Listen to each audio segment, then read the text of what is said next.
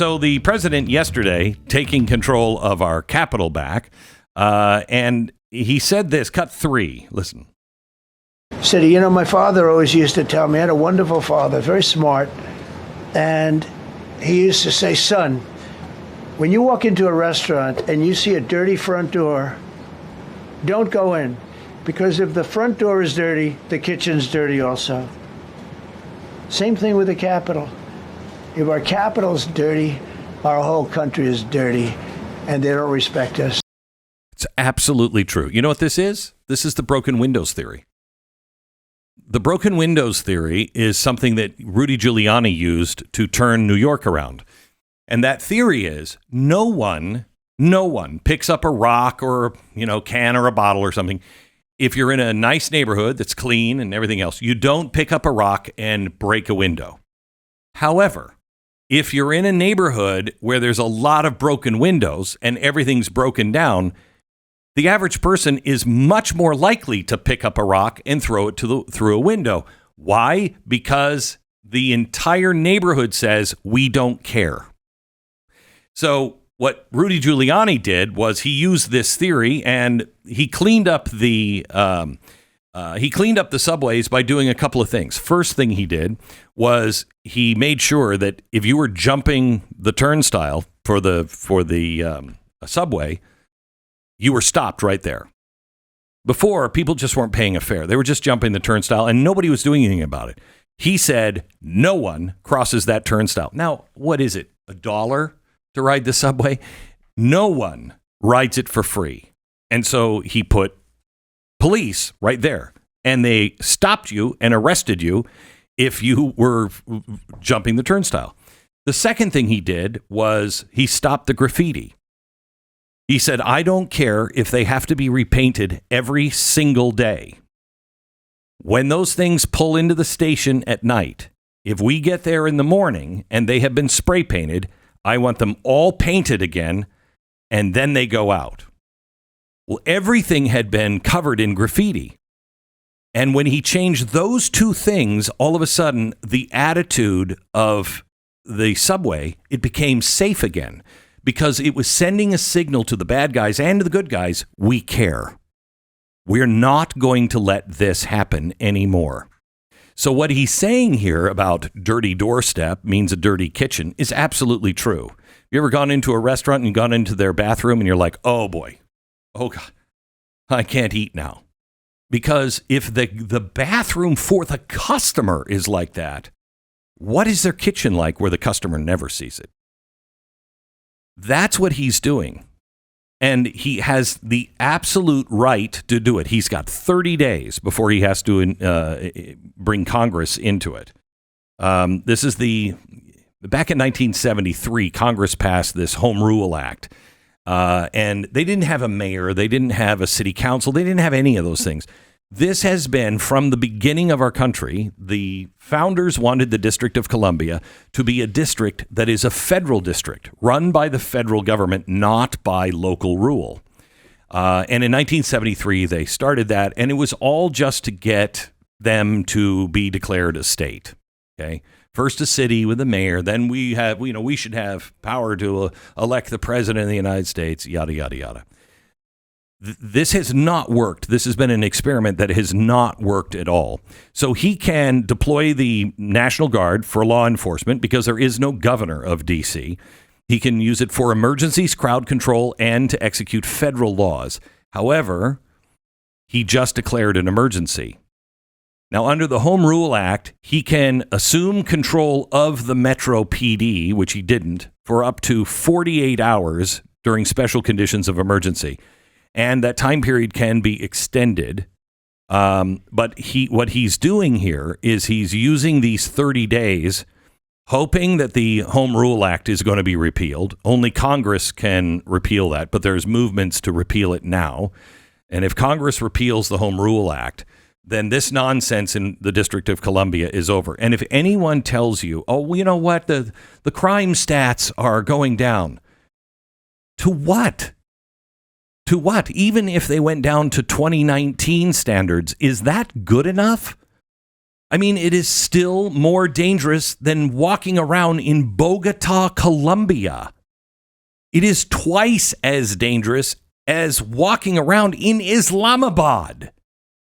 I don't know. I don't think that's really a good thing. And by the way, they changed the way your stat person. Did you read this about the stats? Now they were compiled. Been playing with them. Oh my God. Playing with them? Felony assault is not considered a violent crime now in their crime stats. Felony, not assault. Felony assault. Right. Felony means usually prison is tied to that. Yeah. Not just some easy misdemeanor where you get your hand slapped. Felony assault. Yeah. If you're not going to include that, it's hard to even take it seriously. But your point, I think, is more crucial to this than even the statistical games. Yeah. Because they're bragging about getting it back to 2019 levels or maybe a tick below, but that's not good. No, it's not. What you're saying is acceptable is not acceptable. That's the message from the White House. Yes. And it's like, I would love to see, and we're seeing it so far, I would love to see the Democrats try to win that battle on with those rules. If what you're trying to tell me, because we were there for the inauguration, and of course that was police everywhere. Police everywhere. It's a totally different I had a guy world. threaten my life, Yeah. and not for political reasons, just because I think he was bat crap crazy. Yeah. Right. I mean, a lot of sane people threaten your life on a regular basis. This is a crazy person. That. Yeah, I right. get that. This is a nut job. Yeah, but unless you're at the mall during the day, and even there can get sketchy at times. Oh, yeah. But you feel it. You feel it. Anyone who goes there knows this. You want to stay inside your hotel room. And you know what? Everybody knows this. Washington Post. This is a story on how safe the city is. This is a safe city. But overhearing the witness gang threats and then watching the camera footage of the thuggery is disturbing, said one resident, speaking on the condition of anonymity. Anonymity. Yes. Over concerns of personal safety. So I don't want my name in the paper because I'm afraid of the thugs finding out who I am and killing me. But it's perfectly safe. Oh, my gosh. Everyone knows this. Gosh. Oh, I know that. Anyone who's ever been to D.C., you know it by walking around. Weird crap happens to you. People approach you in threatening ways. You know, Ricky told me just a few minutes ago that she's our executive producer, and she said last time I was in D.C., and she lived in D.C. for many, many years. Mm-hmm. She said I was in my old neighborhood. She said I used to walk at, 2:00 in the morning. I never had a problem with that. And she said, I went to this restaurant and I was there with a friend and I'd gone there a million times. She says it's in the middle of the day. Within just a few minutes, she's sitting, on a patio outside. Some huge guy, she said, 300 pounds, at least 6 feet, comes up and says, I'm going to kill you, and starts threatening her and her life.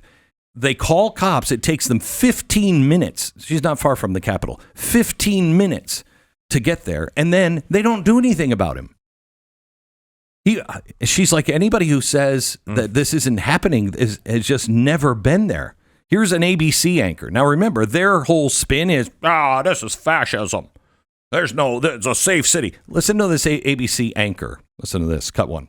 We've been talking so much about the numbers, and usually that's how you play devil's advocate, is you talk about, stats say crime is down. However, I can tell you firsthand here in downtown D.C. where we work, right here around our bureau, just in the past 6 months, there were 2 people shot. One person died, literally 2 blocks down here from the bureau.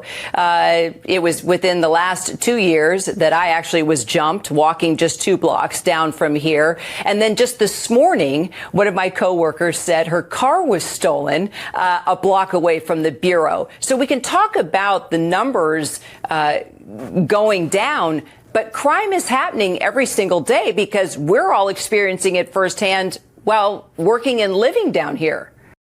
Yeah. Go ahead. I was just going to say, I was on vacation last week. Mm-hmm. It's like me saying I'm cutting my calories from vacation levels to normal levels. It's still not healthy, right? Right. It's not, even if there is an improvement from 2023, which some numbers do show, although the numbers are questionable. 2023 was just absolute catastrophe, and this is just terrible, right? Like that. There's no reason to embrace this norm as the norm. So let me give you. I want to show you the response. The response on the left here is show the full screen here of the Free DC. This came out yesterday. Free DC, like it's under some fascist. Okay, Free DC. Look at this deal, and what it says is. It is encouraging residents to protest Trump's federalizing of the city's police force. And what it wants to do is starting tonight at 8 p.m. and then every night, go out to stop this occupation, go out and bring pots and pans and bang on them. And then when your neighbors go, what the hell is wrong with you? Say, don't you care about the fascistic government that is... People will love that. This is crazy. This is crazy. Now, if Donald Trump, and I think with Jeanine Pirro, I think some things are going to be happening quickly there. He actually has a chance, and I don't think he's doing it this way for this reason, but he actually has a chance of turning D.C.